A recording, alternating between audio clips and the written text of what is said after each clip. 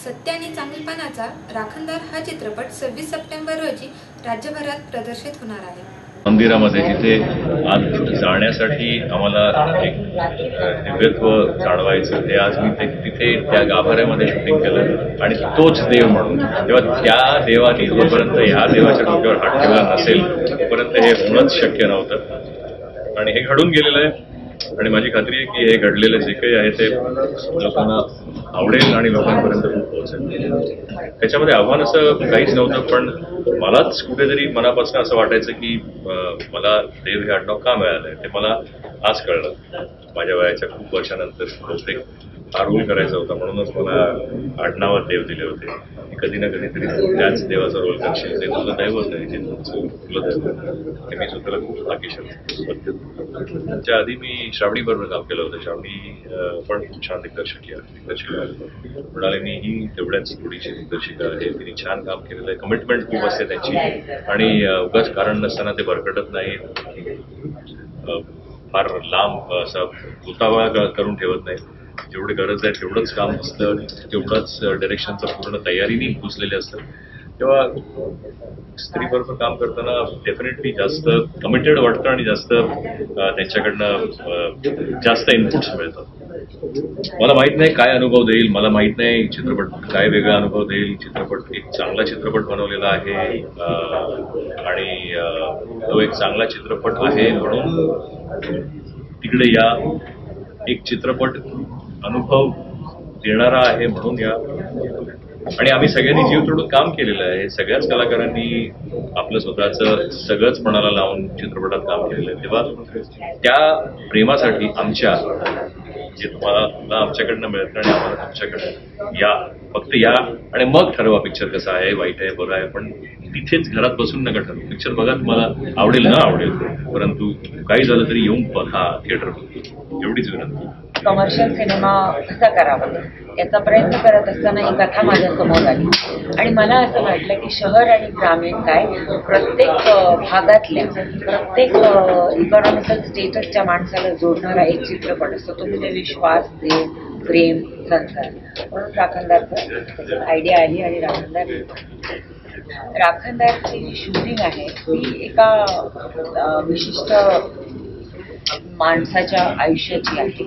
तो एकदा पनवेलसारख्या शहरी ठिकाणी राहतो.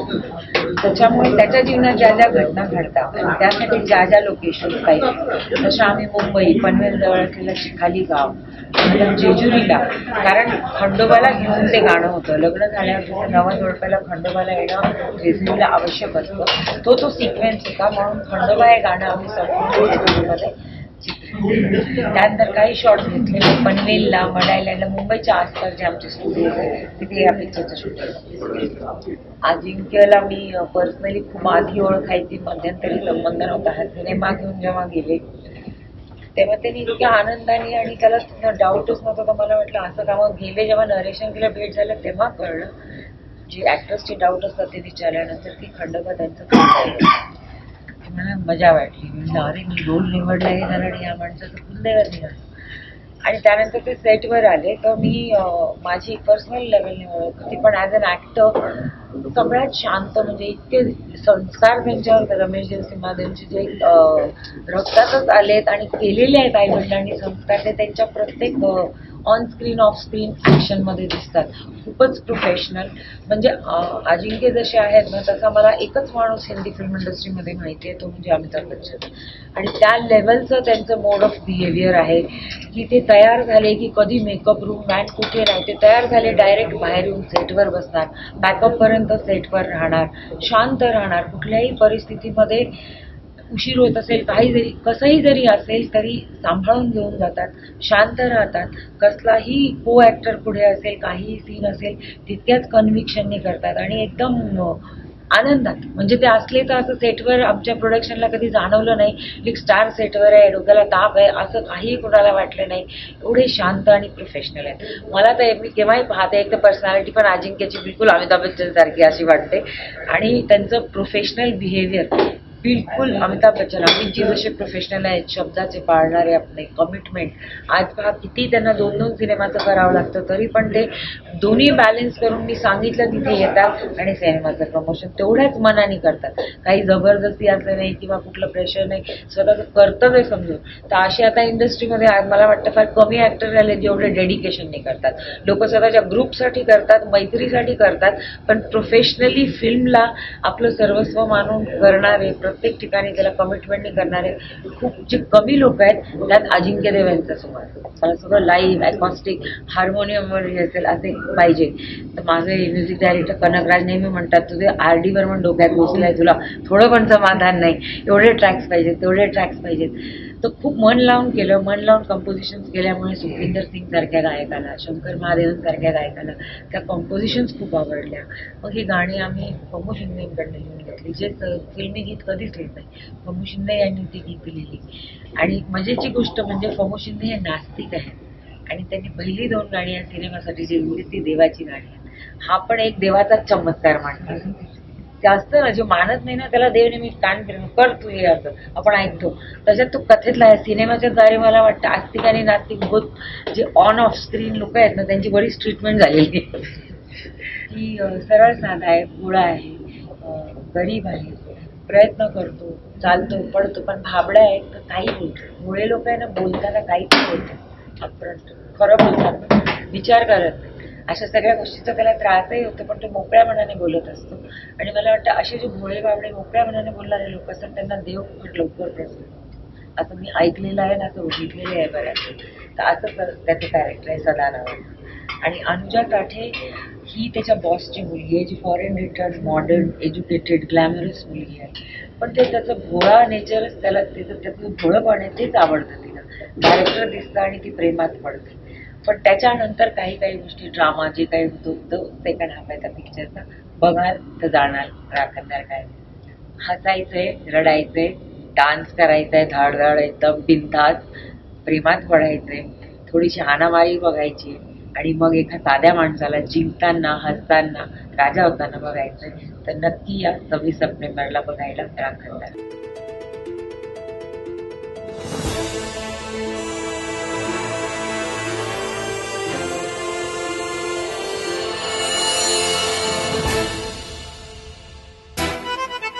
सदा कुठे आहे? अरे सदा कुठे आहे? अरे कुठे आहे सदा? सी सकाळ दुपार संध्याकाळ सदानंद सदानंद सदानंद सदानंद राव. उंटाच्या बुडाचा मुका घ्यायचा प्रयत्न करू नकोस, तुझ्या पायरीवरच राहा. देव जेव्हा 1000 मार्ग बंद करून टाकतो ना, तेव्हा एक छोटासा कवडसा शिल्लक ठेवतो.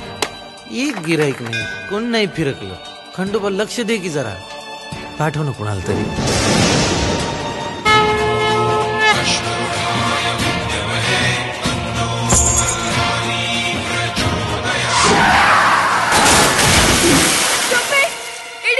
You 3 idiot! मी त्याच मुलाशी लग्न करीन ज्याच्या मी प्रेमात पडीन.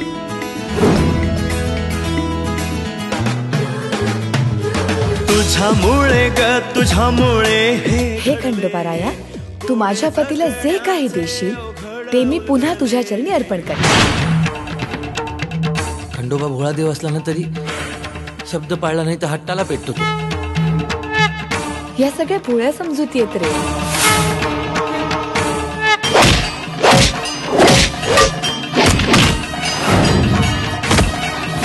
अरा हीच संधी हाय. अरे हाल गड्या चाल.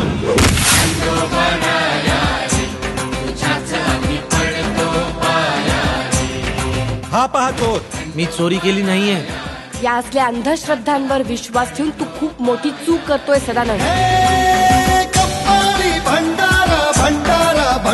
तुझा मुलगा माझ्या ताब्यात आहे. माझ्या मुलाला काही करू नका. मला तुझा देव आहे तरी कुठे रे?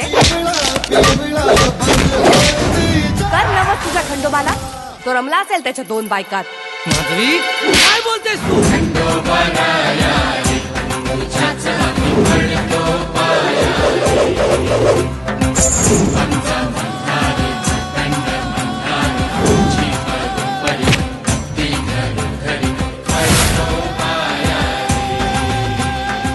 आहेस तरी कोण? दीन दुबळ्यांचा मल्हार आणि या समध्या दुनियेचा राखणदार.